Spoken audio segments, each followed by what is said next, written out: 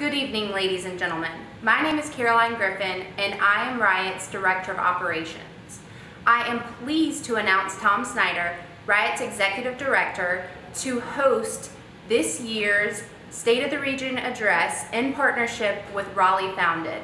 This is a tradition that we have been doing since 2017, and we are super excited to share with you our vision for 2021. Without further ado, welcome Tom Snyder.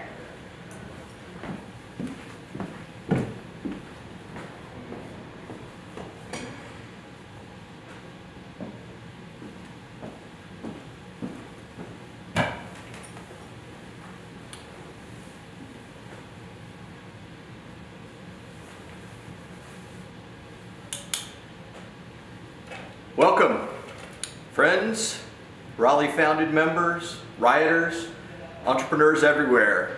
We're excited to once again be back to talk about the state of the region across North Carolina. 2020 has been a difficult year. I think that everyone has experienced one of the many challenges that this year has thrown at us. I'd like to address some of what that has meant this year in an overall economic sense, in an entrepreneurial sense, and what we can think about as we look towards a more promising future. The areas of challenge were varied, from environmental challenges through hurricanes and forest fires and other environmental destruction across our country, to civil and social disorder, political turmoil, our continued frustration at the lack of progress towards basic civil rights, to a pandemic, a major health crisis unprecedented in the last 100 years. And of course, we also see continual erosion of kind of the middle class and an increasing wealth gap, as there's a consolidation of wealth both at a personal and a corporate level. What do each of these challenge areas mean in North Carolina, and how has our state responded? We start first with the environment. RTI International here in Research Triangle released a report in 2020 that had some pretty sobering statistics. You know, looking at, in the not too distant future, our coastal communities having more than $4 billion worth of real estate that will be in true day-to-day risk of flooding, to an increase in hospitalizations from heat stroke across our state that's expected to rise by 2 or 3 times in the coming years. In 2020 alone, our nation was hit by between $60 and $65 billion worth of damage from hurricanes alone. 12 Atlantic-based hurricanes made landfall at hurricane force strength. That's a record in our recorded history as a nation. Not only is it a record, it shattered the old record of 9. North Carolina absorbs a lot of the brunt of that. But what does this mean? You know, these are challenging and disturbing statistics around the climate crisis. But we see incredible entrepreneurship in our state. I think about companies like Natrix, for example, that have developed techniques for 3D printing concrete and building new reefs and wetlands and shore protection areas. I think about, for example, the dramatic increase in the ability to do remote monitoring of our own health, from the incredible work happening at the Assist Center at NC State in developing persistent healthcare monitors, to the entrepreneurial community, Brilliant Soul down in Wilmington, helping with fall detection through smart sensors in shoes, Vital Flow, helping us to understand when an asthma attack might happen before it happens so that we can intervene before it becomes a health crisis. The Internet of Things and data technologies are enabling incredible innovation in areas that support our challenge of the climate crisis, while hopefully we will see more and more investment into clean energy and policies that will help to reverse the path that we're on today. I mentioned social unrest. diversity and equity and inclusion have become front of mind, front of the headlines year-round. It's very interesting to run an organization called Riot when there are actual riots happening across our country. And it makes us think deeply about, what does this mean? A riot at some level is a frustrated voice hoping to be heard. People that are not fully included in our economy or in our educational systems or in our government and voice. We need to find ways to drive more inclusion. There have been numerous economic studies that show the higher the diversity of a region, you look at a New York City or a San Francisco or these places on a global stage that are thought of as the economic centers of the world, they happen to also be the most diverse. Time and again, diversity means good business. We all care about participating in the economy, and diversity is really important. We see some steps forward in our state. NC IDEA has shown strong leadership in formation of the Black Entrepreneurship Council and deployment of more funding directly to entrepreneurs of color, to women. I believe this year that organization dispersed more funding in rural and geographically dispersed communities than any year previous. There are many organizations that are starting to realize that the economy is not only driven from our largest urban centers and our richest companies, but also in mid-market and rural communities. And I expect that that's something that is going to continue to rise, and I'll speak a little bit more on that in a moment. The pandemic has certainly captured the most media attention this year among the challenges in front of us. And I have been really amazed at the way that the public has come forward to try and address the challenges that the pandemic presented, both in the health space as well as in the economic space, particularly with small businesses. Right out of Riot Labs, for example, we opened our facility to makers and hobbyists and people with access to 3D printers and other technologies to come in and use a facility under the coordination of regional leaders like Bandwidth and Clario and other businesses large and small that produce over 2,000 face shields to deliver to VA hospitals and other regional hospitals in the area. Thousands of ear protectors, completely volunteer efforts. Local distilleries changing their production over to hand sanitizers. The supply chain was massively disrupted, and the entrepreneurial community stepped in the time of crisis. Through an initiative we ran called Mission R, we worked with entrepreneurs that were developing out technologies to help with the establishment of field hospitals, to bring digital assistance to hand ventilation when ventilators were at such short supply. One company I'll highlight in particular, Socialize, has developed a virtual platform. As many of us have experienced and we're experiencing right now today, content is being delivered virtually. We're not gathering right now, and I thank you for not doing that. That's part of this healthcare solution is staying home. Socialize has developed a really interesting platform to help people to connect and network in authentic ways while we're still in our living rooms and on our front porches. If you're interested in testing this out, you can find their platform. They're looking for beta users. Help to grow a great North Carolina company that is developing technologies that are going to be needed not just during this pandemic, but into the future. I'm very encouraged as we have new leadership in Washington, D.C., that there was a decision recently to bring the Secretary of Science to the cabinet level at the White House.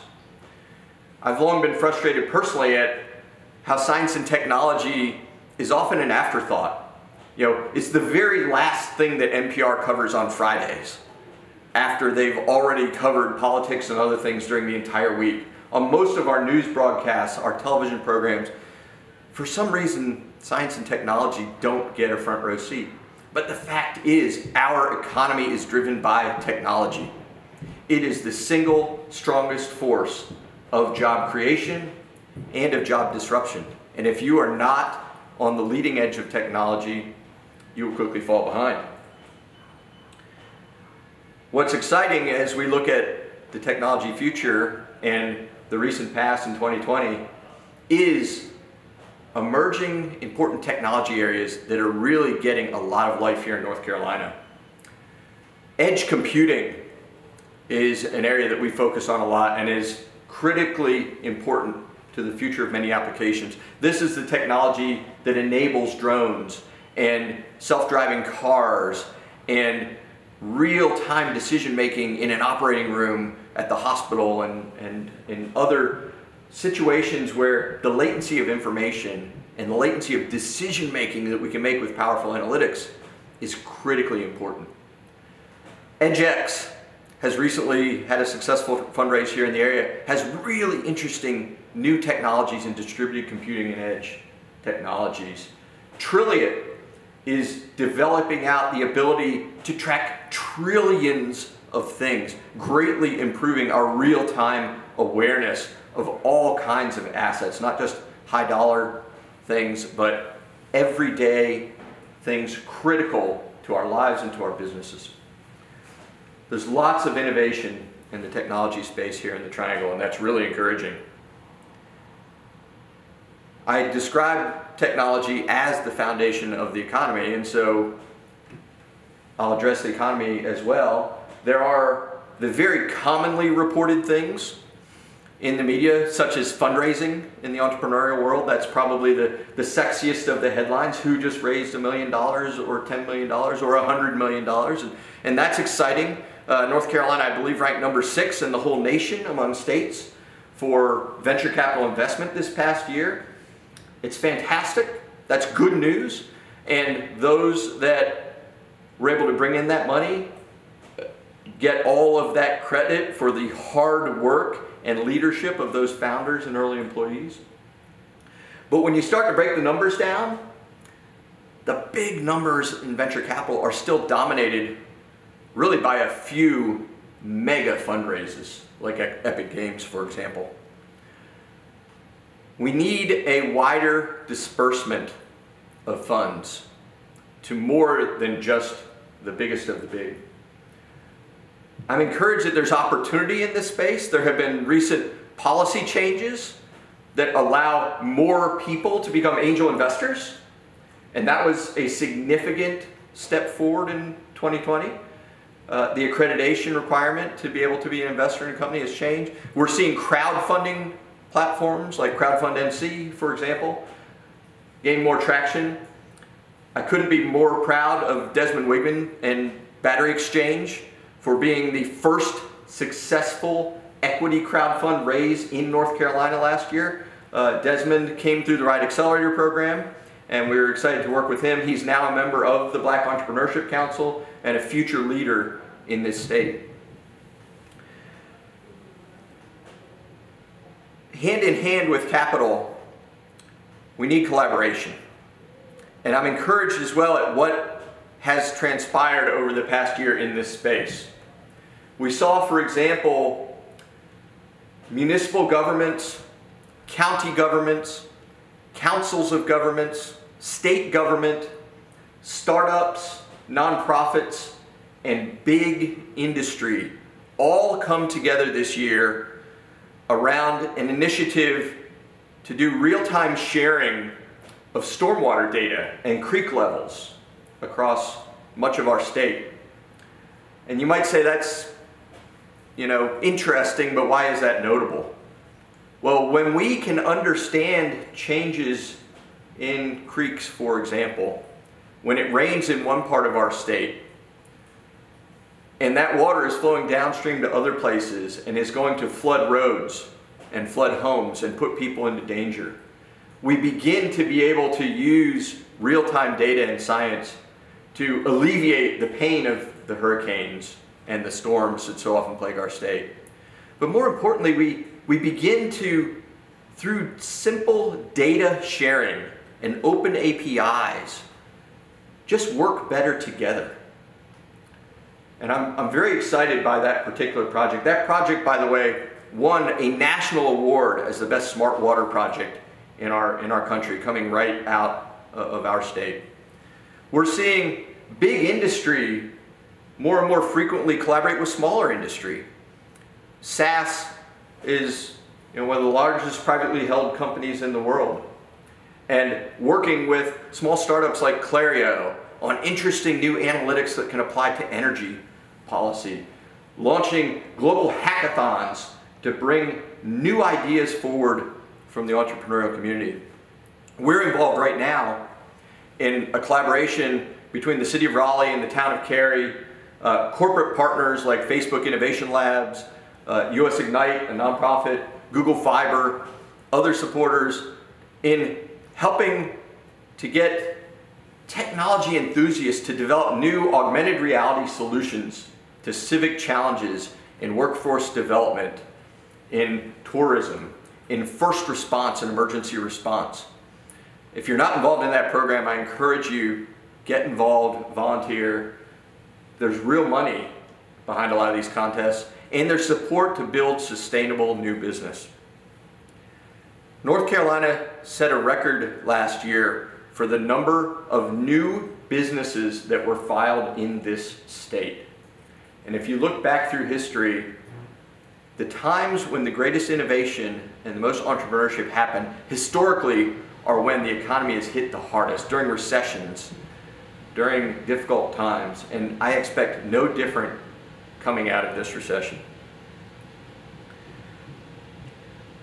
The way we work is changing. Everything went, virtual or delivery in the past year, right?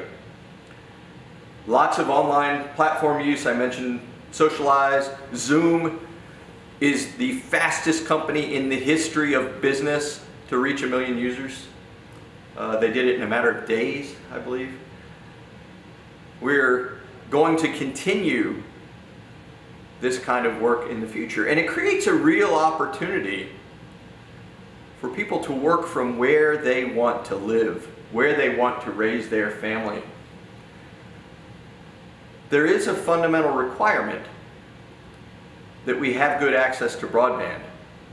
But with that simple requirement in place that is as basic as access to electricity or clean water, business can happen anywhere. And I believe we're going to see a shift. There's going to be a lot of experimentation going forward in how we work. Many corporations are announcing they're going to work from home forever. They're shutting down corporate campuses or greatly downsizing. You have others like Pendo building a high-rise, or Epic buying a shopping center, or Bandwidth building an entirely new corporate campus that still believe in the power of bringing people together. I think the real answer is going to be somewhere in the middle. We're going to see hybrid approaches. We're going to see a resurgence in growth in co-working spaces, and I'm proud to have seen recently that Raleigh Founded, our home in Raleigh, even during this pandemic, has increased the number of people that are taking advantage of their services through rent, co-working, and virtual memberships.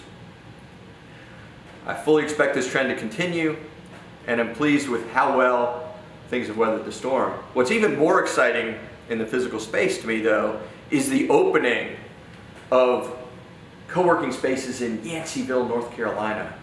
The opening of the Gig East Exchange in Wilson, Venture Asheboro.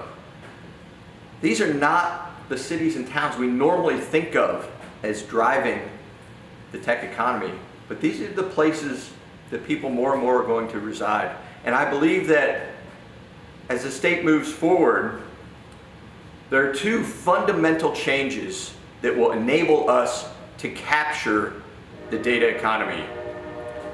One is that we need to think regionally. We need to collaborate. We need to understand it's not an us versus them approach. It's not a large company versus small company. It's not public versus private. It's not urban versus rural. When we come together and we have policies and programs and funding sources that enable that kind of collaboration, we're stronger. And we're going to have to start thinking more about attracting people as individuals. You can now live wherever you want and work wherever you want. The old economic model of trying to attract a big corporate campus or a headquarters to your region and bringing somebody from the outside as the way to get economic development done, those days are declining. Those events and ribbon cuttings still hold a lot of political clout, and I expect our elected officials to continue to be excited about those announcements, and they are good, but more and more, growing new companies in place is how regions and places will be successful, as well as attracting the workers that may work for a company in another place but live in your community and spend money at the local restaurants and the local shops. That's what drives our economy, is local commerce, despite that we can work anywhere. And how do you attract then those best workers to our state? We've seen incredible success in 2020. North Carolina continues to grow. The Raleigh area, I believe, adds 64 new residents every single day. So we're doing things right. That's great. But it means we have to have really good utilities, including broadband. We need to have arts and culture and things people want to do. We need better funding of education. The 2020 numbers have not yet come out, but as of 2019, we rank near the bottom in the entire nation in K-12 funding. We fund at the university and research level very well as a state and have always had great higher education. But higher education is changing. Culturally, we're not so sure anymore if the cost of a Tier 1 research university in tuition and room and board makes sense to come out with student debt. There was a report that came out a few years ago, and I apologize, I believe it was a Harvard Business Review report, but I looked for that reference, I couldn't find it specifically, but the piece that came out, I read this 4 or 5 years ago, was they had done a study over more than 30 years of economic outcome, of health outcome, of measures of happiness and success, and then trailed back to what kind of post-secondary education had people gone through. They looked at large and small schools, for-profit and non-profit institutions, public and private, kind of brand name universities and HBCUs. Across the board, there were only 2 things that were statistically correlated to future success for individuals. One was go to a non-profit educational institution. Do not go to a for-profit one. The for-profit ones are there to take your money, they're not there to educate you. And the second was graduate with as little debt as possible.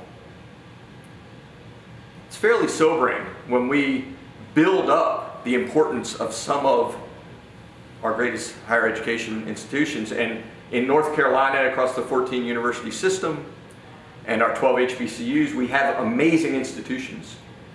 But finding ways to make education affordable for everyone must be a priority. The second area of policy, and the final area that I'll talk about today that is critically important, is ability to have access and equitable access to broadband. Our state has taken good steps forward over 2020. We have all discovered with even more acute pain how important it is to be able to educate our children, to conduct commerce, to do telehealth, telemedicine across broadband. And when we don't have access to those resources, what does that mean?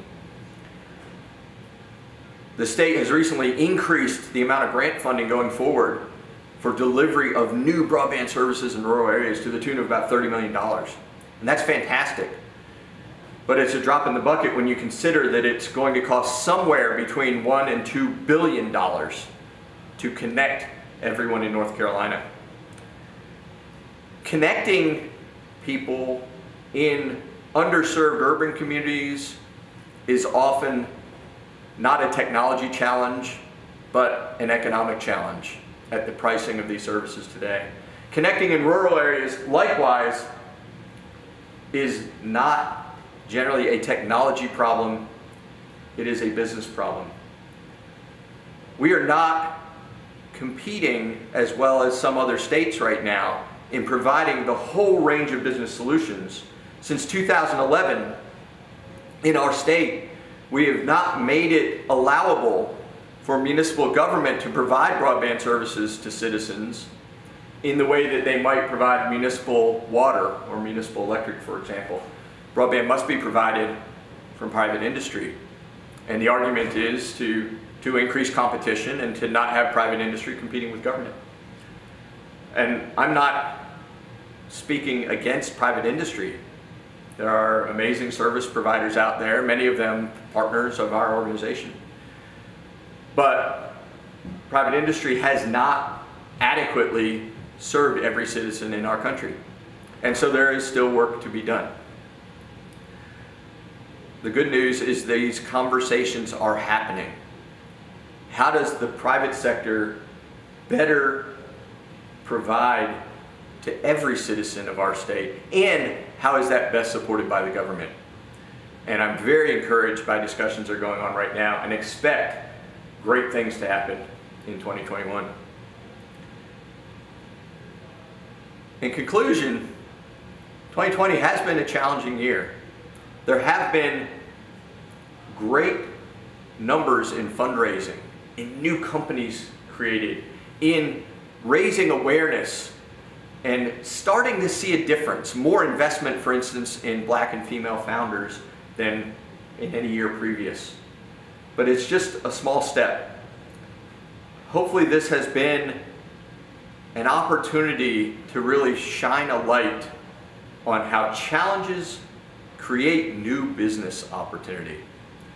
And I fully anticipate 2021, with vaccines approved and more vaccine approvals in sight, with the economy starting to turn around, people starting to be able to meet face-to-face again, I expect a lot of new opportunity to make connections, to drive business, to do great work together, and see no reason that North Carolina shouldn't be the shining example for the rest of the United States as we move forward. So thank you.